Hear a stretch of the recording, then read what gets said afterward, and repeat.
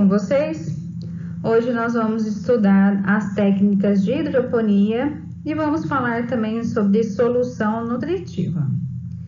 Então, antes de nós abordarmos as técnicas, vamos conceituar o que é hidroponia e a sua importância para a nutrição mineral de plantas, além de ser amplamente utilizada como fins comerciais devido às suas várias vantagens.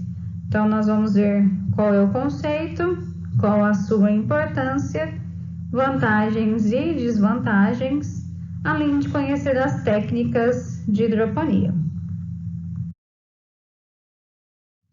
Então, de acordo com a etimologia, o termo hidroponia vem do grego hidro, que significa água, e ponos, que significa trabalho. Então, hidroponia quer dizer trabalho com água.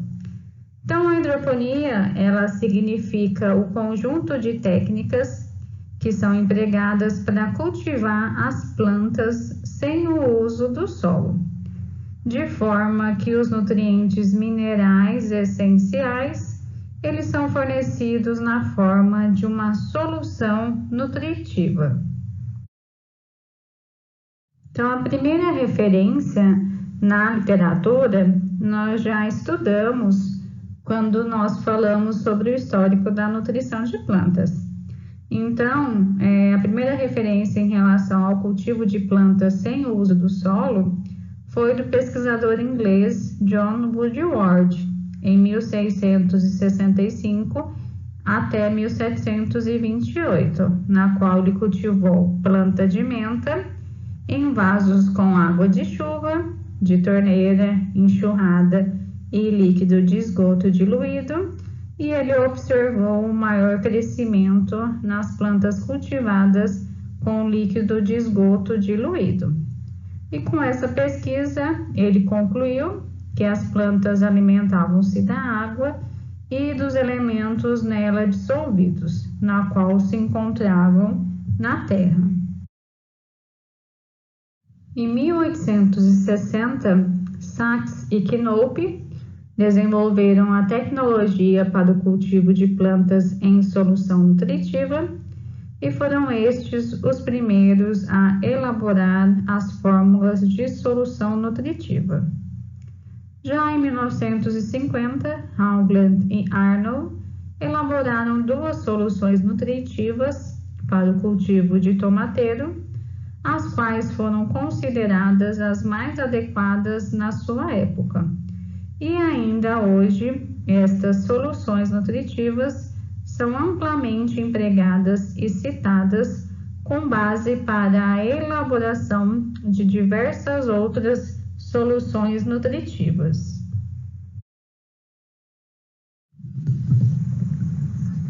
Admite-se que o pesquisador William Frederick Garrick foi o primeiro a empregar o termo hidroponia, em 1937. Então, ele empregou o termo para indicar o cultivo de plantas sem o uso do solo. E também foi o primeiro a transferir os conhecimentos de pesquisas laboratoriais para o campo. Então, o emprego da hidroponia com fins comerciais. Então, na atualidade, países como Holanda, Alemanha, Espanha, Itália, Suécia, Austrália, Japão, Estados Unidos, eles praticam a hidroponia em escala comercial. E a NASA, que é a Agência Espacial Americana, utiliza a técnica da hidroponia para cultivar espécies olerícolas em viagens espaciais longas. Então, mas no princípio, todas as espécies elas podem ser cultivadas hidroponicamente. Só que, no entanto, em termos agronômicos e econômicos, as espécies mais adequadas ao cultivo são as espécies de pequeno porte. Então, no Brasil, o cultivo hidropônico em escala comercial vem crescendo de forma muito rápida. Então, destacando os estados de São Paulo, Minas Gerais e Rio Grande do Sul como os pioneiros no cultivo hidropônico. Na literatura, há relatos dos mais diversas espécies sendo cultivadas em sistemas hidropônicos em larga escala. Hortaliças, no caso de alface, tomate, pepino, pimentão, repolho, couve, condimentares, cebolinha, coentro, manjericão, mostarda, pimenta, salsa, medicinais, agrião, alecrim, alfavaca, arruda, aspirina, bálsamo, boldo, camomila, erva doce, gengibre, hortelã, malva, ornamentais, antúrio, crisântemo, hortênsia, rosas, orquídeas e as flores de modo geral. Frutíferas, uva, melão, morango, melancia e também as forrageiras, milho, sorgo, cevada, alfafa, triguilho, milheto, azevém.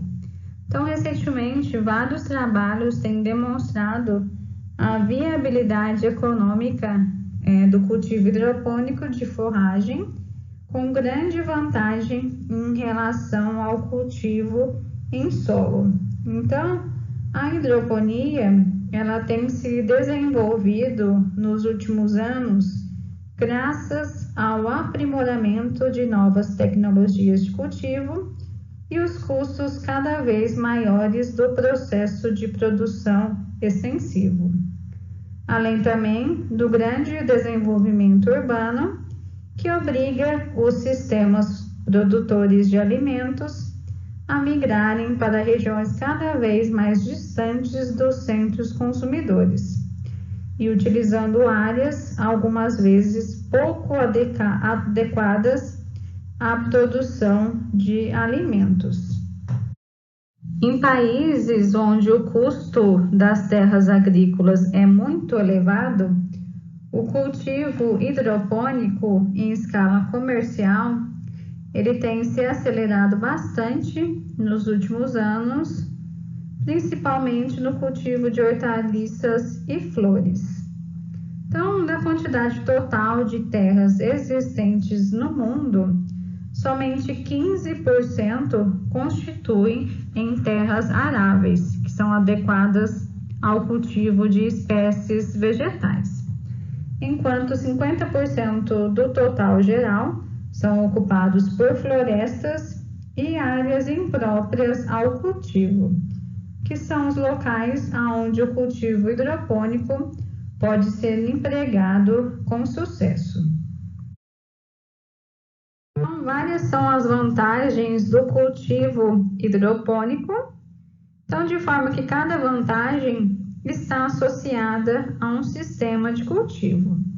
Então, uma das vantagens é o melhor controle sobre a composição dos nutrientes que são fornecidos às plantas. Então, essa é a parte mais importante da hidroponia, controlar a composição dos nutrientes que vão ser fornecidos às plantas. Redução no ciclo da cultura e maior produtividade. Então, se eu conheço a necessidade nutricional das plantas, é possível programar para fornecer o melhor em termos de nutrição mineral de plantas. Em relação ao menor consumo de água e fertilizantes, então, o cultivo hidropônico normalmente está associado ao cultivo em ambiente protegido, no caso da casa de vegetação. Então, a água ela é fornecida às plantas na forma de solução nutritiva e na maioria das vezes essa água ela é reutilizada por várias vezes, né? E além do ambiente protegido, contribuir para a diminuição da evaporação e no sistema protegido não há perda por lixiviação. Outra vantagem, melhor controle fitossanitário. Então, o cultivo de plantas em ambiente protegido vai proporcionar uma diminuição drástica no uso de agrotóxico, em virtude da barreira física que é formada pela tela lateral.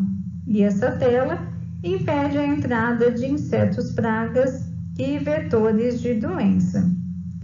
E como o cultivo é hidropônico, praticamente inexiste as pragas e as doenças que são típicas de pragas e doenças de solo, já que as plantas são cultivadas em vasos com solução nutritiva ou com substrato. Outra vantagem também, redução de alguns tratos culturais. Então, como vocês já sabem, o cultivo hidropônico tem algumas operações que não tem quando comparado ao cultivo tradicional. Então, não tem aração, não tem gradagem, não tem coveamento, não tem sulcamento, não tem capina, não tem aplicação de herbicida. Então, as operações que são necessárias ao cultivo hidropônico, elas são mais suaves em comparação com um cultivo em solo, principalmente devido às bancadas de cultivo, que ela proporciona uma ergometria para as pessoas que estão fazendo a atividade de cultivo hidropônico. Então, vamos ver outras vantagens.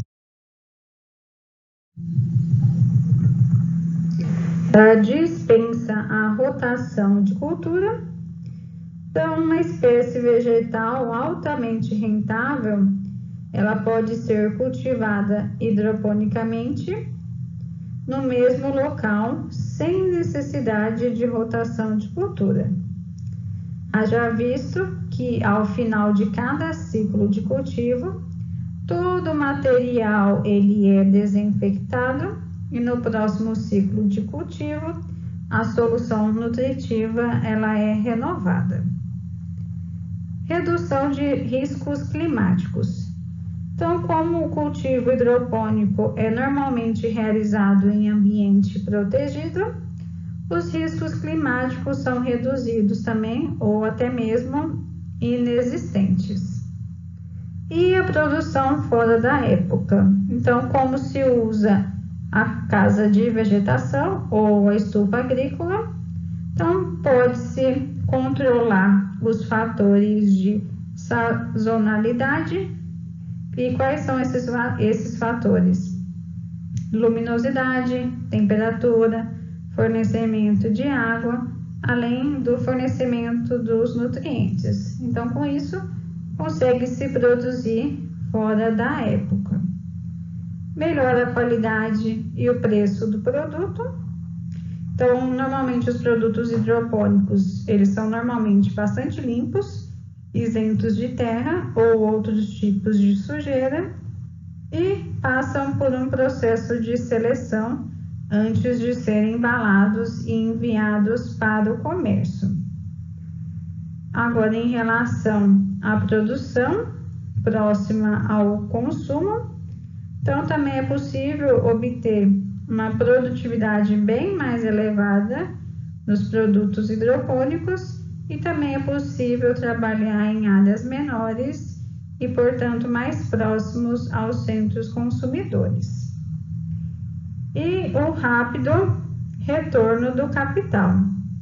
Então, a elevada produtividade do sistema e a diminuição no ciclo de cultivo e o melhor preço dos produtos hidropônicos, eles contribuem para se obter um bom lucro e um rápido retorno do capital empregado.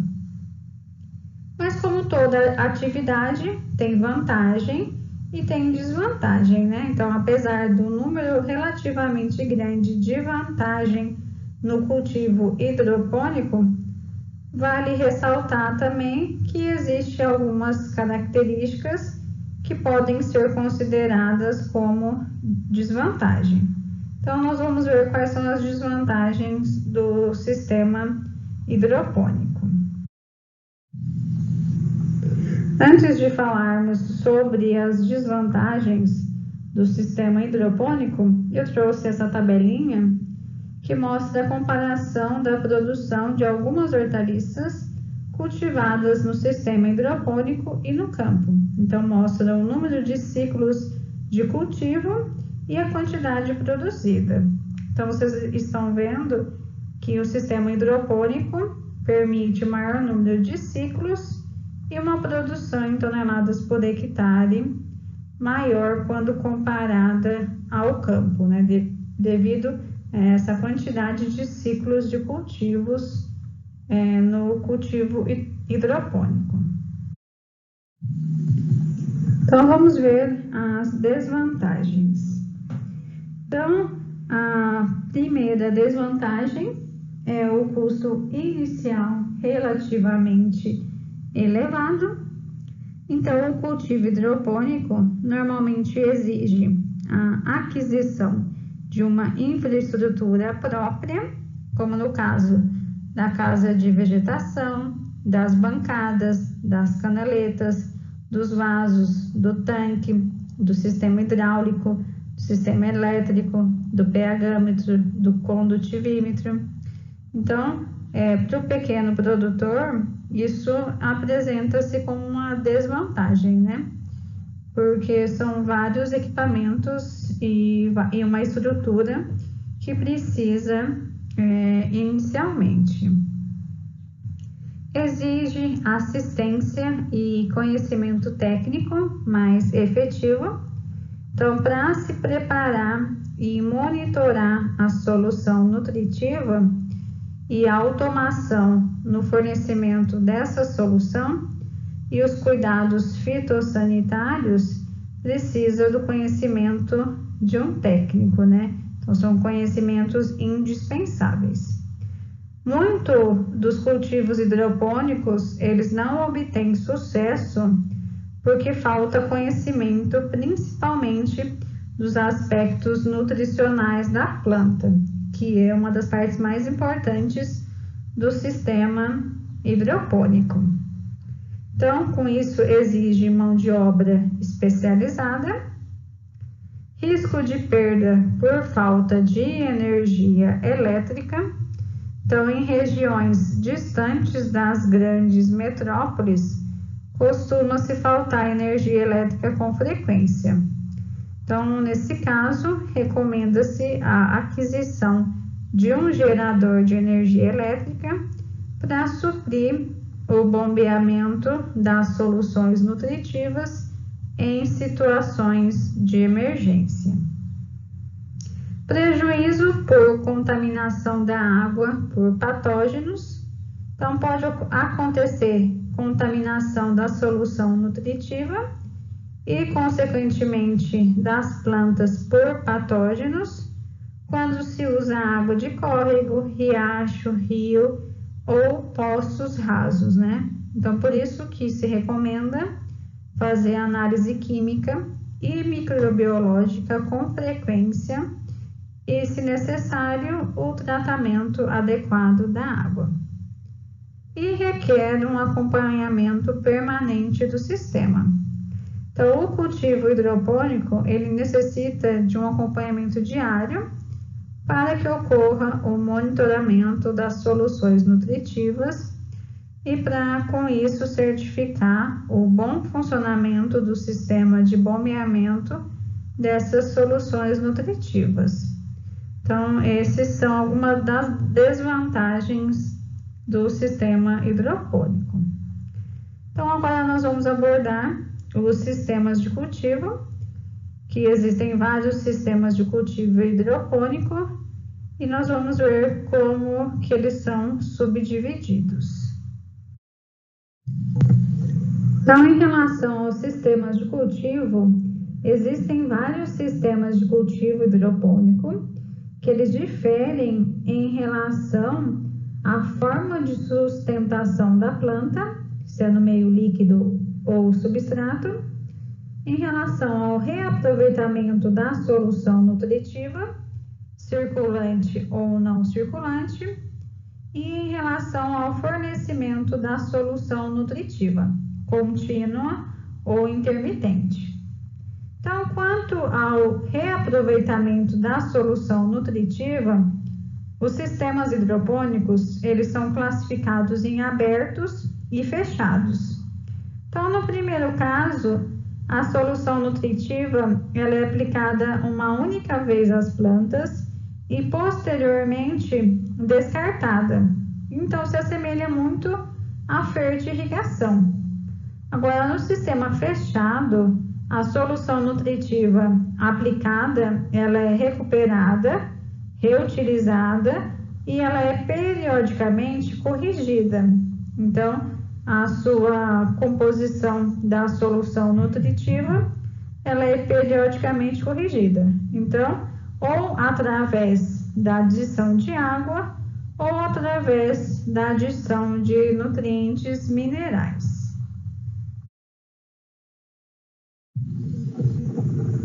Então, vamos começar com o primeiro sistema. Sistema de hidroponia de aeração estática ou floating. Então, neste sistema, as plantas elas são mantidas em vasos, sem substrato, com as raízes completamente submersas na solução nutritiva. E o sistema de bombeamento de ar é usado para proporcionar a respiração das raízes. Então, como não se usa substrato, é necessário adaptar um sistema de sustentação para manter a planta na posição vertical. Então, por isso que se usa placas de poliestireno, isopor, com furos aonde se coloca as plantas. Então, esse é o método de hidroponia de aeração estática, ou floating, no qual tem a prancha de isopor para dar a sustentação, o tubo de aeração para proporcionar a respiração das raízes.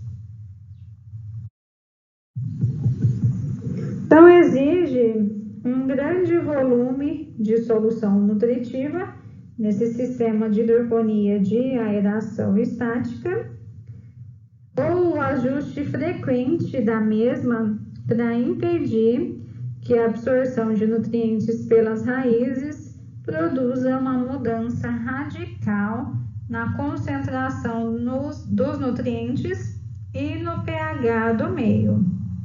Então, esse tipo de cultivo ele é adequado para plantas leves, como alface e coentro, e não se presta para plantas de maior porte, no caso de tomate, pepino e uva. Então, é um sistema que tem sido empregado com sucesso em cultivos comerciais. Esse sistema de hidroponia de aeração estática. Aí nós temos esse sistema, que é a técnica do filme nutriente, ou técnica do fluxo laminar, ou sistema NFT. A maioria dos cultivos em sistemas hidropônicos se utiliza essa técnica. Então, neste sistema, as plantas são cultivadas em canais de cultivo, por onde a solução nutritiva ela circula, e ela circula intermitentemente, em intervalos definidos e controlados por um temporizador. Então, as raízes das plantas ficam apenas parcialmente submersas na lâmina da solução nutritiva, então por isso que permite a respiração normal das raízes. Então, no caso desse sistema, não precisa colocar um bombeamento de ar para proporcionar a respiração das raízes, ao contrário da hidroponia de aeração estática, que necessita. Então, existe no mercado vários perfis hidropônicos que são próprios para esse sistema de cultivo. E também pode-se usar tubos de PVC inteiros ou cortados ao meio longitudinalmente. E esse sistema é um sistema fechado, na qual a solução nutritiva circula pelos canais de cultivo e essa solução ela é reutilizada continuamente. Então aqui mostra as canaletas, né, os perfis de PVC para o cultivo hidropônico. Então esse sistema NFT ele foi desenvolvido em 1965 por Allen Cooper na Inglaterra e tem sido considerado o mais viável comercialmente para o cultivo de diversas culturas, principalmente as hortaliças folhosas. Então, esse sistema NFT. Então, aqui mostra também uma outra figura do sistema NFT de cultivos hidropônico na posição vertical. Antes de falar sobre a aeroponia, o sistema de NFT ele não utiliza substrato, né? E ele é classificado entre as técnicas de cultivo hidropônico como um sistema fechado, porque a solução nutritiva circula pelos canais e ela é reutilizada continuamente. Então, esse sistema pode tanto ser instalado na horizontal, como ser instalado na vertical, que foi as duas imagens que vocês viram, né? Horizontal e vertical. Agora nós temos outro sistema, que é o sistema de aeroponia, que é uma técnica de cultivo de plantas de forma que as raízes elas ficam suspensas no ar e elas recebem nebulizações intermitentes de solução nutritiva. Então, ficando a umidade relativa do ar no ambiente radicular próximo a 100%. Então, as plantas ficam suspensas pelo caule em um suporte e as raízes são mantidas dentro de câmeras opacas que são protegidas pela luz para evitar o desenvolvimento de algas. Então, um sistema pouco utilizado comercialmente devido ao custo de implantação e dificuldades operacionais. Então, algumas pessoas acabam confundindo a aeroponia com hidroponia vertical. Então, qualquer sistema de cultivo, seja NFT, aeroponia, aeração estática, pode ser chamado de cultivo vertical, desde que se disponha das plantas em camadas verticais. Depois eu vou deixar o link para vocês assistirem alguns vídeos de sistemas hidropônicos e inclusive um vídeo de aeroponia, no caso de cultivo de batata. Então, eu vou deixar os vídeos para vocês assistirem. Os links vão estar lá no Google Classroom. Então, aqui mostra uma imagem, né, desse cultivo de plantas por aeroponia. E o que está sendo bastante utilizado atualmente é o cultivo dessas batatas em sistemas de aeroponia. Tem o cultivo por submersão e drenagem, que é chamado de flood and drain. Então, é uma técnica de cultivo sem substrato, de forma que as plantas são cultivadas em vasos, com as raízes completamente submersas na solução nutritiva, semelhante à técnica de aeração estática. Porém, tem algumas diferenças. Elas diferem porque a solução nutritiva ela é disposta intermitentemente e depois ela é completamente drenada para o depósito, em seguida bombeada novamente para encher os vasos onde serão cultivadas as plantas. Então, nesse sistema, não há necessidade de bombear o ar, igual a hidroponia de aeração estática, porque as mesmas conseguem respirar após cada drenagem da solução nutritiva. Então, o cultivo por submersão e drenagem é uma técnica que se assemelha à técnica de aeração estática, porém ela difere porque intermitentemente a solução nutritiva ela é completamente drenada para o depósito, em seguida ela é bombeada novamente para encher os vasos onde serão cultivadas, igual nós vamos ver na imagem a seguir. Então, aqui é o modo de cultivo hidropônico por submersão e drenagem. O cultivo com substrato, nesse sistema, as plantas são cultivadas em vaso e utiliza-se como substrato inerte ou pouco ativo quimicamente. Então, pode-se utilizar areia lavada, cascalho, argila expandida, que é usado para dar sustentação às plantas. É considerado um sistema de cultivo aberto, então a solução nutritiva não retorna para o depósito e o fornecimento da solução nutritiva pode se dar através de diversas formas, então por capilaridade, gotejamento, inundação e circulação. Diversos recipientes podem ser usados no cultivo com os substratos. Os vasos, tubos de PVC, canaleta, filmes plásticos, canteiros de alvenaria, telhas, sacos, entre outros. Então, os canteiros, eles podem ser suspensos ou a nível do solo e também, de modo geral, eles são usados para culturas que têm um sistema radicular e a parte aérea mais desenvolvida, como tomate, pepino, pimentão, uva, entre outros.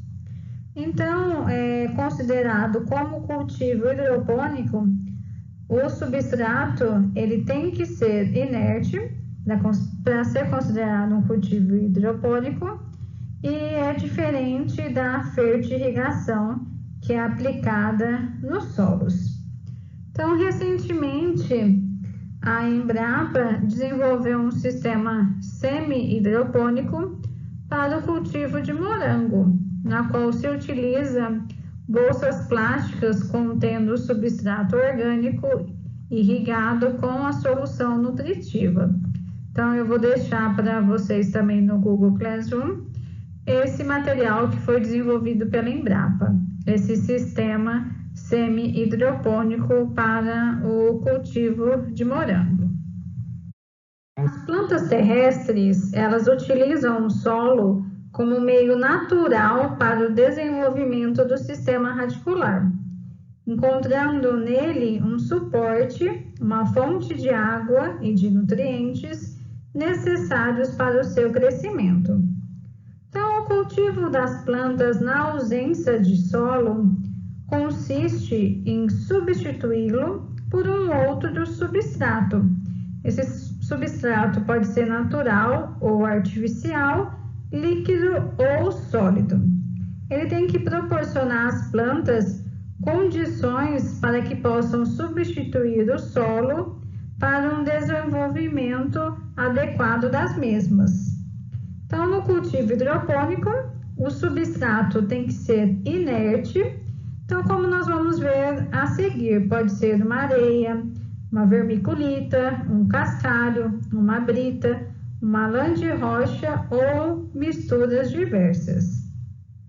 Então, a escolha do substrato tem uma importância fundamental para o desenvolvimento das plantas. Então, um substrato mais adequado ele deve atender às seguintes características. Ele tem que ser inerte quanto ao fornecimento de nutrientes, tem que ter um pH neutro e apresentar retenção de água e porosidade adequada para a oxigenação das raízes, além de oferecer sustentação para a muda e proteger as raízes dos danos físicos. Então, vamos falar sobre areia. Então, a areia é um material mineral relativamente barato, apresenta baixa capacidade de retenção de água, bastante uniforme, é formado por partículas com diâmetro entre 0,6 e 3 milímetros e é bastante empregado no cultivo hidropônico, principalmente em pesquisas científicas, em virtude de ser bastante inerte e a facilidade de remover as raízes. Então, para as pesquisas com nutrição mineral de plantas, geralmente se recomenda que a areia seja lavada, inclusive com solução de ácido clorídrico. E nesse caso também é importante escolher a areia de quartzo, evitando a do tipo calcário e a areia de praia, porque ela pode causar problemas com o pH da solução nutritiva. Então, vocês estão verificando que são várias informações que devem ser levadas em consideração para a escolha do substrato, no caso aqui, a areia. Então, tem o cascalho e a brita. Então, o cascalho é um material mineral formado por partículas de diâmetro maior do que 3 milímetros e é comumente empregado na construção civil e também tem sido bastante empregado como substrato para o cultivo hidropônico. Tem a brita, que é um material bastante utilizado na construção civil também e no cultivo hidropônico, e assim como a areia, recomenda-se evitar a brita, que é oriunda de rochas calcárias e do mármore, devido ao seu efeito na elevação do pH da solução nutritiva. Temos a vermiculita e a lã de rocha. Então, a vermiculita é um tipo de argila que é preparada para o cultivo hidropônico. Então, após a sua expansão a altas temperaturas, é um material leve, com pH variando entre 6 e 9,5, tem boa capacidade de troca de cátions e pode ser utilizada pura ou em mistura com outros materiais. Tem a lã de rocha, que é um material fabricado a partir de rochas basálticas, possui elevada porosidade e grande capacidade de absorção de água, nutrientes e de ar, e é uma estrutura compacta, bastante homogênea e quimicamente inerte. A argila expandida é um agregado leve de formato esférico, possui larga utilização na agricultura e principalmente na hidroponia, pelo seu grande potencial de reter umidade. Apresenta um pH neutro e boa capacidade de troca de cátions.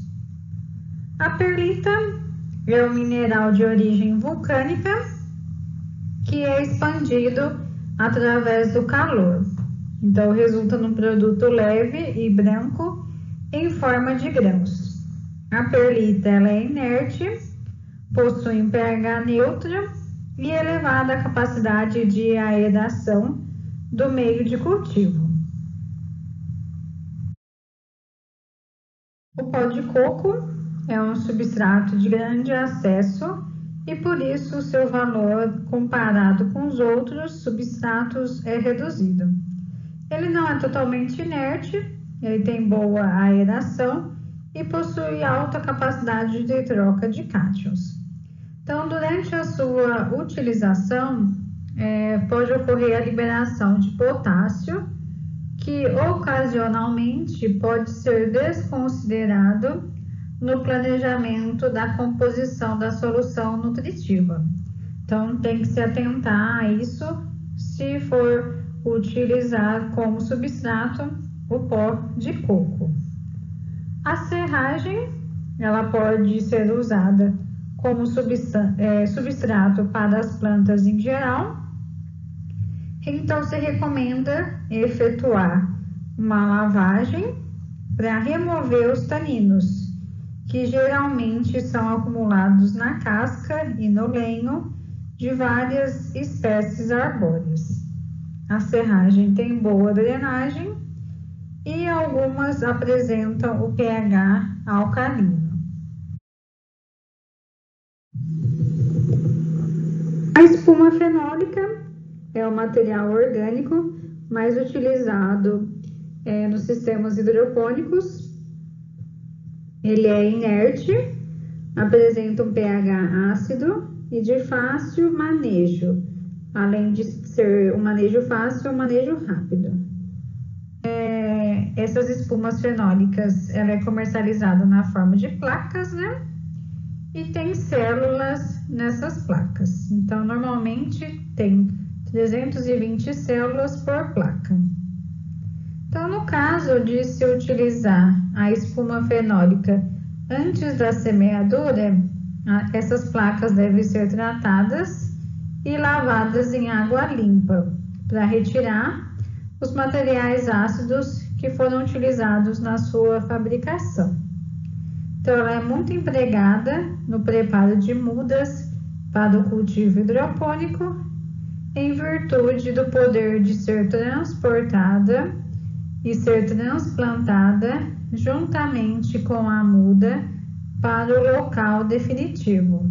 Então, com isso, protege o sistema radicular e apresenta a vantagem de não deixar resíduo na solução nutritiva. A casca de arroz carbonizada, ela é considerada um bom substrato por apresentar características físicas, tais como permitir a penetração e a troca de ar na base das raízes, por ser suficientemente firme e densa para fixar a semente ou a estaca, ser leve e porosa, permitindo boa aeração e drenagem, ter um volume constante, seja seco ou úmido, ser livre de plantas daninhas, nematóides e patógenos, não necessitar de tratamento químico para a esterilização, em razão de ela já ter sido esterilizada pelo processo de carbonização. É importante lembrar que a casca de arroz, ela possui uma pequena quantidade de potássio e silício, mas é considerado desprezível essa quantidade. Vamos falar agora sobre o cultivo no sistema NFT. Então, esse cultivo normalmente ele é feito em 3 fases, que é a formação das mudas, a etapa de pré-crescimento e a colheita final. A germinação ou maternidade é a fase inicial de formação das mudas e geralmente é feita em um local separado e normalmente ocupando um pequeno espaço. Então, as mudas, elas podem ser formadas em vários substratos, tanto como vermiculita, lã de rocha, fibra de coco, perlita, ou em novos substratos que são criados todos os dias. Mas o recomendado é espuma fenólica, por ela ser mais prática e higiênica, promover um bom apoio para a muda pequena e ser altamente higroscópica, o que vai proporcionar a manutenção ideal da umidade nas raízes. Então, essa fase de germinação ou maternidade, tem que se deixar a placa em um local sombreado e manter essa espuma úmida. Quando iniciar a germinação, que é o aparecimento das primeiras folhas, que gira em torno de 48 horas, retira-se da sombra e coloca no sol. Então, em uma época de intensa insolação, o ideal é que se coloque sobre proteção com tela. Então, após o aparecimento da segunda folha, que é cerca de 7 a 10 dias, a muda pode ser transplantada para o berçário. Então, aqui vocês estão vendo a espuma fenólica e a fase da germinação ou maternidade. Então, no berçário ou no pré-crescimento, essa etapa são feitas no perfil hidropônico, que é um perfil hidropônico pequeno, de aproximadamente 58 milímetros de largura. Então, nessa fase, a planta passa a receber a solução nutritiva. No caso do alface, as plantas vão ficar no berçário cerca de 3 semanas ou até que as folhas comecem a se tocar.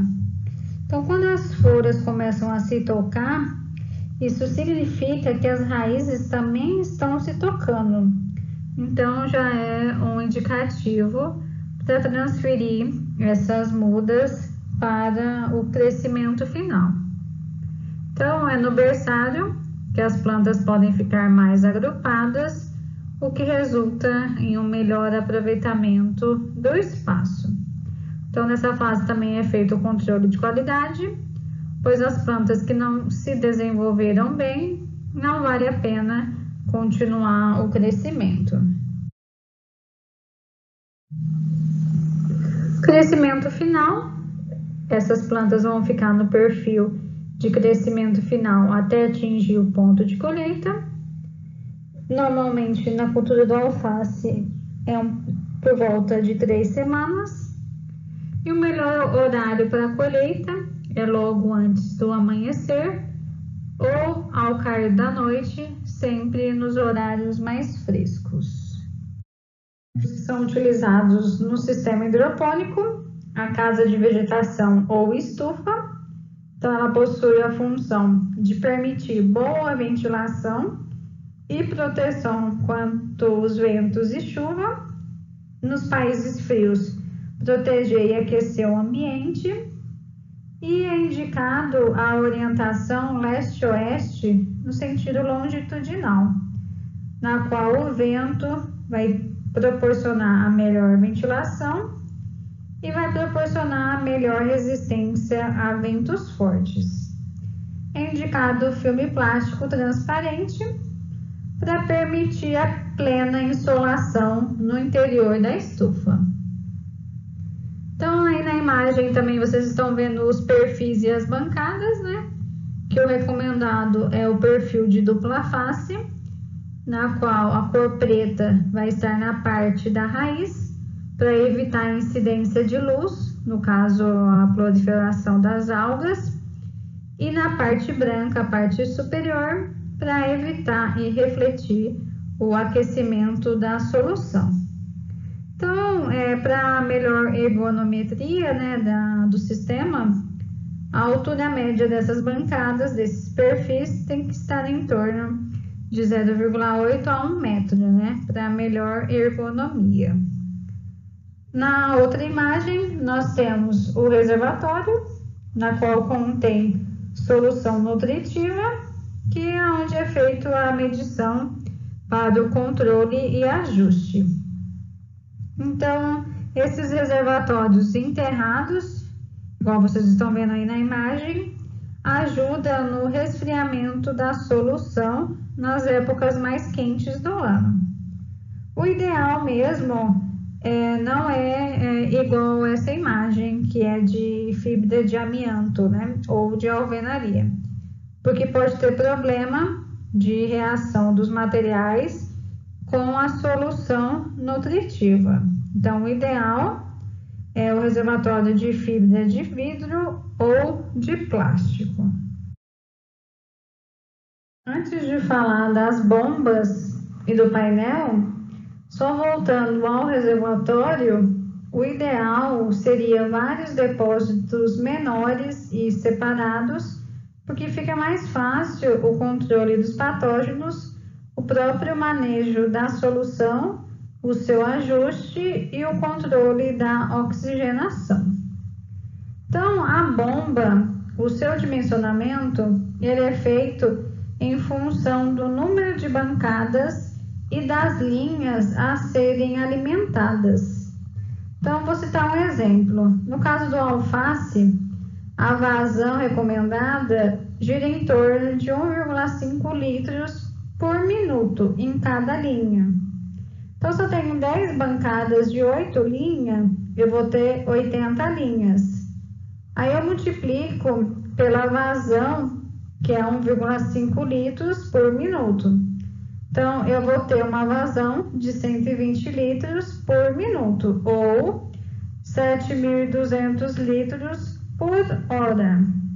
Então, é assim que se dimensiona as bombas, né? Em função do número de bancadas e o número de linhas a serem alimentadas.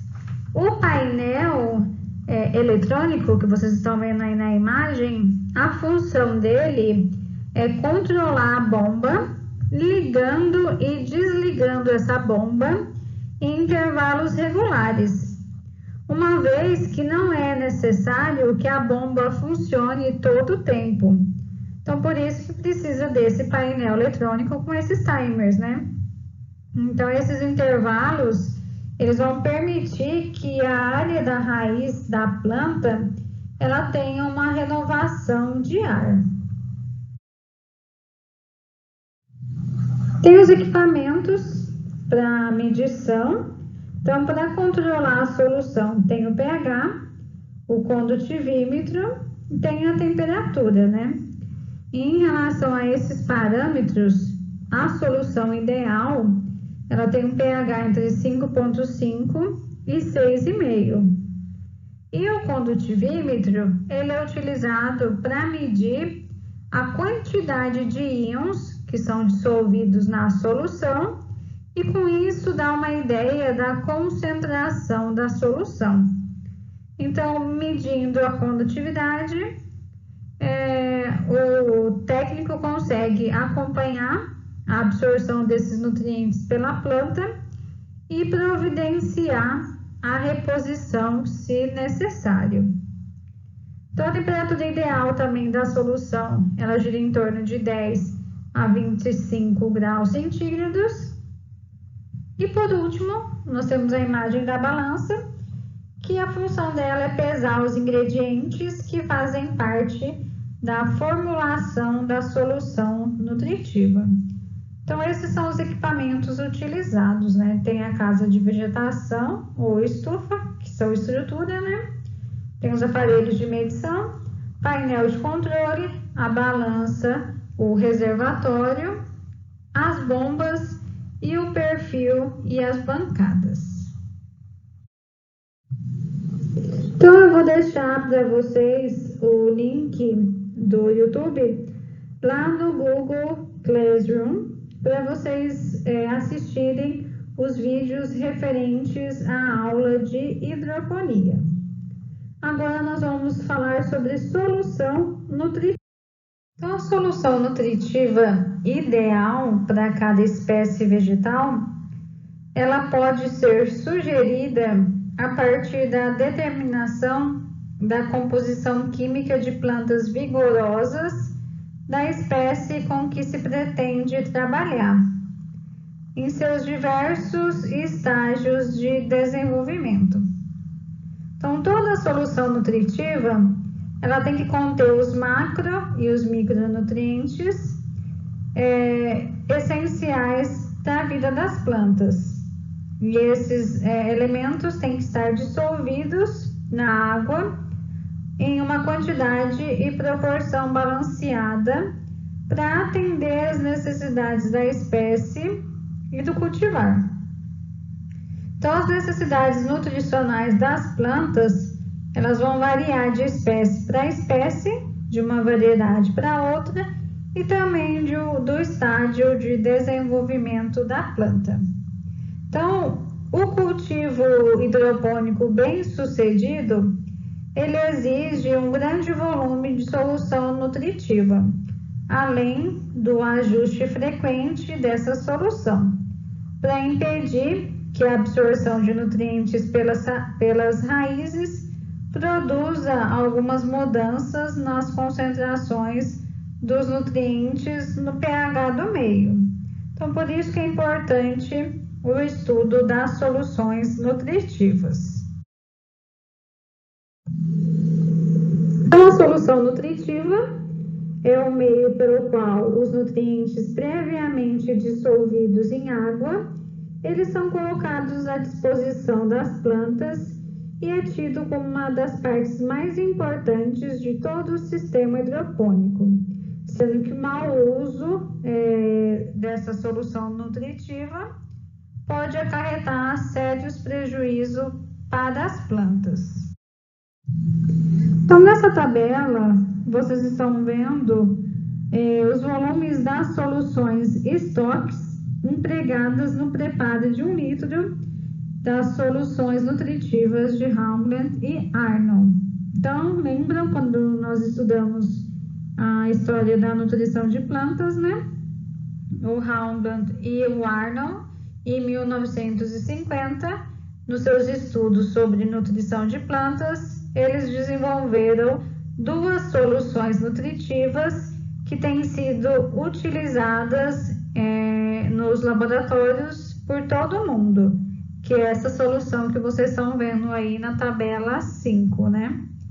Que é a solução 1 e a solução 2. Então, a solução 1 de Haugland e Arnold, ela vai fornecer o nitrato como uma única fonte de nitrogênio, enquanto que a solução 2, que contém amônio e nitrato, dá melhor controle do pH. E essa solução foi adaptada em vários experimentos com vários outros autores, com o objetivo de estudar os sintomas de deficiência nutricional. Então, quando se avalia o estado nutricional das plantas através da deficiência nutricional, se usa as soluções nutritivas de Haugland e Arnold até hoje. E é possível também se encontrar na literatura diversas formulações de soluções nutritivas. Algumas são específicas para alguma espécie na qual se deseja cultivar. Então, nesse exemplo dessa tabela 7, vocês estão vendo sugestão de solução nutritiva para algumas hortaliças cultivadas, né, no sistema NFT. Para tomate, pimentão, berinjela, pepino, melão, alface, morango, né, e a concentração de cada fertilizante dependendo da hortaliça a ser cultivada. Vocês estão vendo o preparo da solução A, da solução B, de tomate e pepino. O que vocês estão verificando nessa imagem? Que só tem uma única diferença entre as proporções entre as soluções, em relação à quantidade de nitrato de cálcio. Então, vocês estão vendo a diferença entre a solução A e a solução B na quantidade de nitrato de cálcio. Então, a solução A, ela é usada na fase de crescimento da planta e a solução B é na fase de frutificação. Então, com a formação das frutas, ela vai exigir uma maior quantidade de cálcio e de nitrogênio. E isso é observado na planta, né? Então, tem que ter maior quantidade desse nutriente à sua disposição nessa fase. Então, como a planta exige mais da quantidade de cálcio e de nitrogênio nessa fase de formação de fruto. Então, por isso que a solução B, que é a solução de fase de frutificação, tem uma concentração maior desse elemento. Outra coisa a ser observado também, que em relação aos micronutrientes, está pedindo 150 ml, mas 150 ml do quê? De uma solução estoque, que eu vou mostrar a seguir.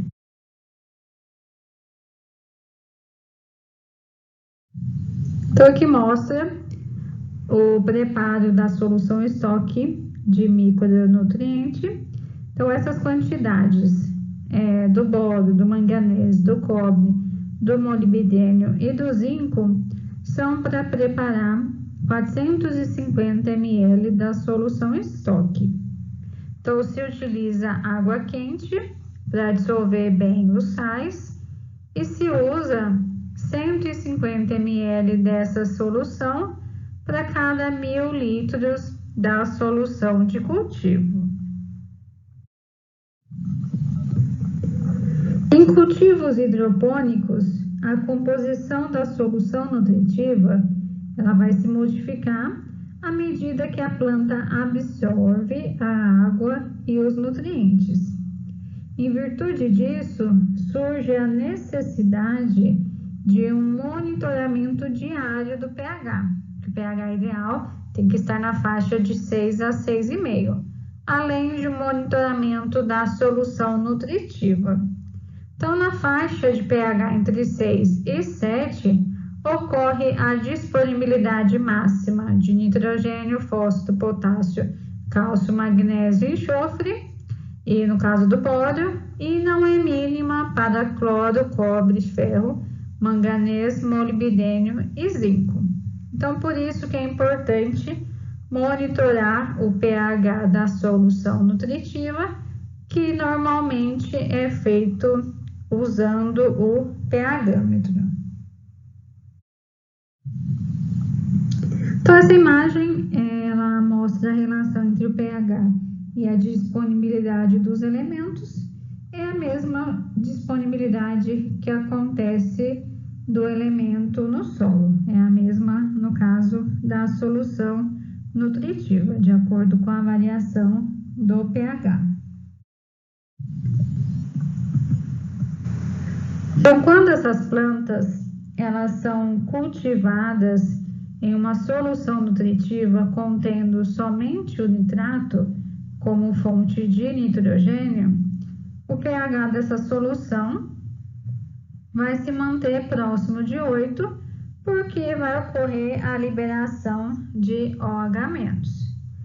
Agora, já para o outro lado, o cultivo de plantas com solução nutritiva contendo apenas o amônio como fonte de nitrogênio, vai causar uma diminuição no pH da solução, atingindo valores abaixo de 4, devido a essa substituição do amônio pelo H+.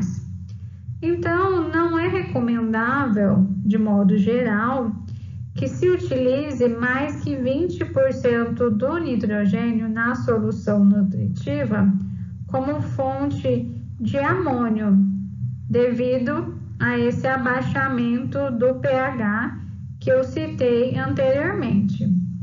Além disso, também, pelo fato do mesmo ser rapidamente absorvido e boa parte não ser incorporado em compostos orgânicos, podendo causar toxidez. Um outro problema também importante nas soluções nutritivas é a disponibilidade do ferro. Então, quando o ferro é fornecido na forma de um sal inorgânico ou outro sal de ferro, ele pode precipitar e ficar indisponível para as plantas. Além também da presença de fosfato na solução, também pode contribuir para a precipitação do fosfato de ferro. Então, qual é a solução para que isso não ocorra? é utilizado o ferro na forma de quelato, como EDTA ou DTPA. Então, usando o ferro na forma de quelato, evita-se de que ocorra essa indisponibilidade do elemento.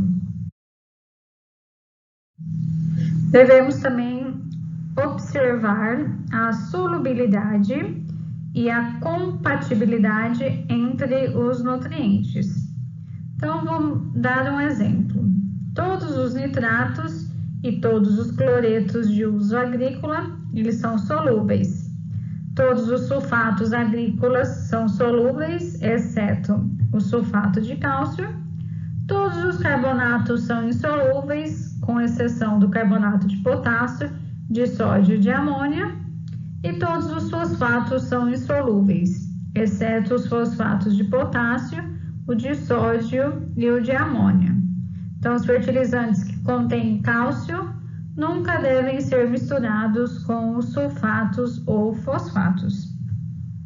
Só que, com o avanço da tecnologia, os produtos que são utilizados para o preparo dessa solução nutritiva em cultivos hidropônicos, eles estão sendo desenvolvidos produtos com alta solubilidade, né? Então, esse fator de solubilidade e compatibilidade entre os nutrientes, com os produtos desenvolvidos mais atualmente, esse fato não precisa ser observado, porque os produtos eles são solúveis. Nessa tabela está apresentado os adubos e a sua compatibilidade ou incompatibilidade.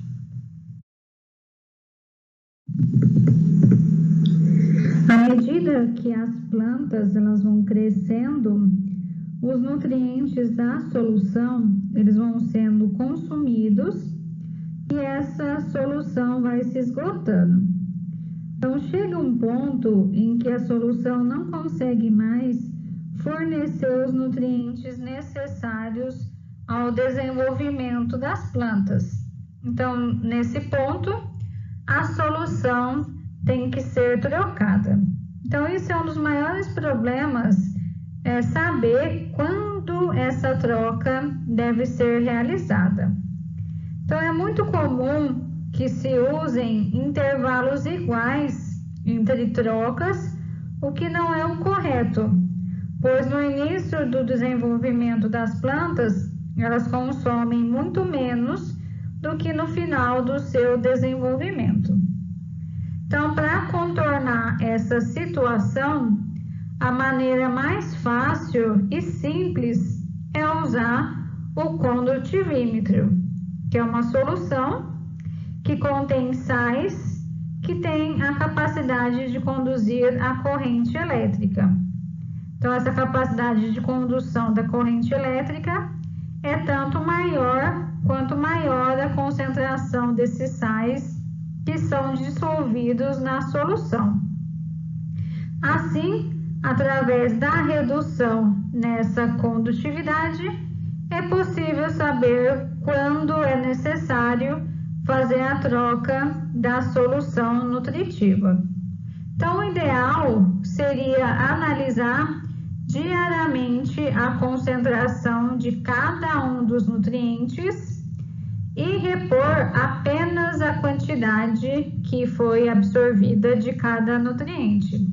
Só que isso, além de ser trabalhoso, é inviável financeiramente.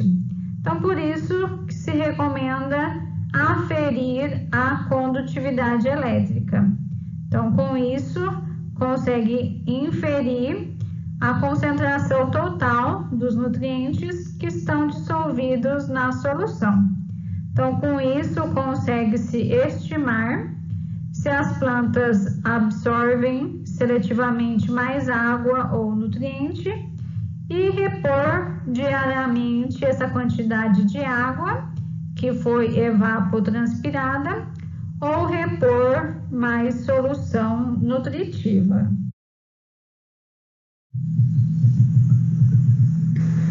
Então, a condutividade elétrica é de grande importância porque ela vai determinar quanto do adubo há na solução. Então, vai medir essa quantidade de íons. Então, de maneira geral, a condutividade elétrica da solução para a maioria das espécies, ela fica em torno de 1,5 a 3 milisiemens por centímetro. Alguns autores, no caso do Furlani e colaboradores, 1999, recomenda-se as faixas de condutividade elétrica de 1,5 a 2,5 para o alface, de 1,5 a 2 para manjericão, de 3 a 3,5 para o pepino e melão e de 2,5 a 3 para o tomate. Já Costa recomenda um outro intervalo, no caso do crescimento de alface, e Magalhães também. Então, valores considerados acima dessa faixa são considerados prejudiciais à planta e pode chegar à sua total destruição. E valores inferiores indicam deficiência, embora não tem como saber qual é o elemento que está deficiente e em qual quantidade. Então, só se consegue estabelecer essa quantidade e qual o elemento através de uma análise química da solução nutritiva. No preparo da solução nutritiva, existe uma sequência correta da adição dos sais. Então, vamos descrever passo a passo como que é o preparo de uma solução nutritiva. Nesse quadro, vocês estão vendo a quantidade de sais para o preparo de 1.000 litros da solução nutritiva. Então, essa solução é proposta pelo Instituto Agronômico. Então, o composto, eles são pesados individualmente, são identificados e são ordenados próximos ao reservatório, onde será preparado a solução nutritiva. Então, essa operação, ela deve ser cuidadosa, pois qualquer engano nessa etapa pode comprometer todo o sistema. Então, nos sacos estão as misturas dos macronutrientes, mas sem a fonte de cálcio. Então, os sais, eles são misturados a seco e o cálcio não pode entrar, porque ele forma compostos insolúveis com os fosfatos e o sulfato. Então, a mistura é dissolvida em um recipiente com água e depois jogado no reservatório. Então, ao colocar a mistura no reservatório, ela já deve estar cheia pela metade. O sal de cálcio, ele é dissolvido separadamente e adicionado em seguida. Depois vem a mistura dos micronutrientes, que pode ser preparada em maior quantidade e ser armazenada. Então, a mistura dos micronutrientes, que não contém o ferro, então basta só medir a quantidade certa e jogar no tanque. Após acrescentar os micronutrientes, completa-se o nível da solução no reservatório e mistura bem. Depois disso, faz a medição do pH e ele tem que estar na faixa de 5,5 a 6,5. Então, se estiver muito alto, se adiciona ácido sulfúrico ou ácido clorídrico. Então, esse ácido deve ser misturado com um pouco de água e depois ser colocado aos poucos no reservatório. Então, mistura-se bem e mede-se o pH novamente. Então, vai fazendo isso até chegar no valor certo. Se o pH estiver abaixo de 5,5, tem que fazer a correção com hidróxido de potássio ou hidróxido de sódio. Então, vai acertando até chegar ao pH ideal. Por fim, acrescenta-se o ferro, porque ele é pouco solúvel, então ele deve ser colocado na forma complexada, né, como eu falei anteriormente, como EDTA, para ele ficar dissolvido e disponível para as plantas. Então, se colocar puro, ele vai precipitar e as plantas não conseguem absorvê-lo. Então, é assim que é realizado o preparo da minha solução nutritiva. A manutenção da solução nutritiva e o seu controle diário, eles são aspectos importantes na eficiência do processo produtivo da hidroponia. Então, 3 aspectos devem ser considerados: a complementação do volume gasto, sempre com água, o ajuste do pH da solução diariamente e a manutenção do consumo de nutrientes através da condutividade elétrica da solução. Então, vamos falar sobre o nível da solução nutritiva, o pH da solução nutritiva e a condutividade elétrica. Então, a solução, ela é consumida pela planta e diariamente se observa uma redução do seu volume no tanque de solução. Então, esse volume, ele deve ser reposto todos os dias, mas não com solução nutritiva, e sim com água. Porque as plantas, elas absorvem muito mais água do que nutriente e se for repor diariamente com solução nutritiva, a solução nutritiva é uma solução salina e a sua reposição diária vai levar uma salinização deste meio e pode chegar a um ponto que a quantidade de sais dissolvidos ela é maior do que a raiz consegue suportar. E se isso ocorrer, as plantas vão cessar o seu crescimento, não devido à falta do nutriente, mas devido a um potencial osmótico muito elevado no sistema radicular. Agora, em relação ao pH da solução nutritiva.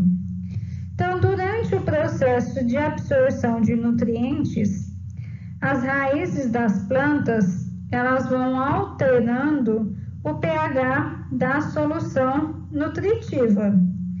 O seu desenvolvimento máximo, ele acontece entre o pH 5,5 e 6,5.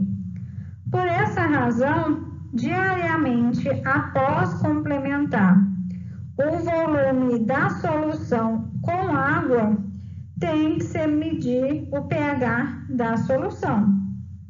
Então, vamos recapitular de novo. Então, durante esse processo de absorção de nutrientes, as raízes das plantas, elas vão alterar o pH da solução nutritiva. E qual que é o pH de desenvolvimento máximo? Entre 5,5 e 6,5. Então, por essa razão, diariamente, após completar o volume da solução com água, o pH da solução deve ser medido. Agora, em relação à condutividade elétrica. À medida que as plantas elas vão crescendo, os nutrientes da solução eles vão sendo consumidos e essa solução vai se esgotando. Vai chegar um ponto em que a solução não consegue mais fornecer os nutrientes necessários ao desenvolvimento da planta. Então, é nesse momento que a solução nutritiva ela tem que ser trocada ou reposta. Mas qual que é o problema? Saber quando essa troca ou essa reposição deve ser realizada. Então, como que é feito isso? Através da medição da condutividade elétrica. Então, a condutividade elétrica nada mais do que é uma solução que contém sais que tem a capacidade de conduzir corrente elétrica. Então, quanto menor a condutividade elétrica da minha solução, mais necessário é a minha troca de solução. Então, por isso que deve-se fazer a leitura do pH e da condutividade diariamente. Então, como é feito a reposição? Então, segundo Furlani e colaboradores, 1999, ele relata essa metodologia para repor os nutrientes que foram absorvidos pelas plantas. E o método é baseado na leitura da condutividade. Então, diariamente, logo pela manhã, fecha-se o registro, espera toda a solução voltar ao depósito, completa o volume com água, homogeneiza, faz a leitura da condutividade. Para cada 0,25 milisiemens por centímetro de diferença da condutividade inicial, adiciona-se 1 litro da solução A, que eu vou mostrar a tabelinha a seguir, 1 litro da solução B e 50 ml da solução C. Homogeneiza, faz a leitura novamente e, caso esteja na faixa adotada, pode abrir o registro da irrigação. Então, é conveniente manter o reservatório sempre no nível, acrescentando a água para repor o que foi evapotranspirado. E sempre fazer a leitura da condutividade. Então, nessa tabela 5, mostra a solução nutritiva de reposição. Então, mostra as fontes da solução A, da solução B e da solução C e as quantidades. Então, a temperatura da solução também não deve ultrapassar os 30 graus centígrados, sendo ideal que a planta fique na faixa de 18 a 24, nos períodos mais quentes, e de 10 a 16 em períodos mais frios. Então, temperatura muito acima ou abaixo desses limites podem causar danos à planta, porque vai diminuir a absorção de nutrientes, com isso uma menor produção e produtos de baixa qualidade. Então, chegando ao fim da aula de hoje, 2 questionamentos que alguns alunos relatam em relação aos produtos hidropônicos, é que o murchamento das plantas nas horas mais quentes do dia, então não sabe por que isso acontece, e a questão do nitrato em alface hidropônico e a saúde humana. Então, nos cultivos comerciais, é comum ocorrer o murchamento de plantas nas horas mais quentes do dia. Então, para contornar esse problema, é importante sempre manter o nível do reservatório próximo da capacidade adotada, principalmente para as culturas de ciclo mais rápido, pois em decorrência da maior absorção de água e o aumento da temperatura, a condutividade real pode aumentar no decorrer do dia e atingir valores críticos para a cultura. Para as regiões de clima quente, este sintoma ele pode ser o resultado do aumento na concentração do sal na solução nutritiva, porque, como nós falamos anteriormente, as plantas absorvem mais água do que nutrientes. Outra coisa que vale ressaltar é que nesses locais é conveniente trabalhar com soluções mais diluídas. Outra causa também do murchamento está relacionado com o apodrecimento do sistema radicular, provocado por patógenos, ou pela falta de oxigênio na solução nutritiva, cujos sintomas vão causar o escurecimento da raiz. Então, qualquer decisão sobre a causa provável desse murchamento, o produtor deve procurar sempre identificá-la corretamente. Agora, em relação à questão do nitrato em alface hidropônico e a saúde humana. Então, em sistemas hidropônicos, o nitrogênio ele é fornecido basicamente na forma de nitrato, porque o amônio, em altas concentrações na solução do solo, ele é fitotóxico para as plantas. Então, com isso, pode reduzir o rendimento e a qualidade da cultura. Então, o acúmulo do nitrato nos tecidos vegetais, ele ocorre porque há um desequilíbrio entre o que foi absorvido pela planta e o que foi assimilado. Então, essas quantidades excedentes, elas são estocadas no vacúolo para ser assimilada posteriormente. Então, quando esse nitrato ele é absorvido em grandes quantidades, a planta não dá conta de metabolizar. Então, ela não dá conta de incorporar em compostos orgânicos para dar origem aos aminoácidos, proteínas e compostos nitrogenados. Então, ficando acumulado nos tecidos. E quando a pessoa ingere, no trato digestivo, ele pode ser reduzido a nitrito e pode entrar na corrente sanguínea e pode causar um problema no transporte do oxigênio, causando um problema que é chamado de meta-hemoglobinemia.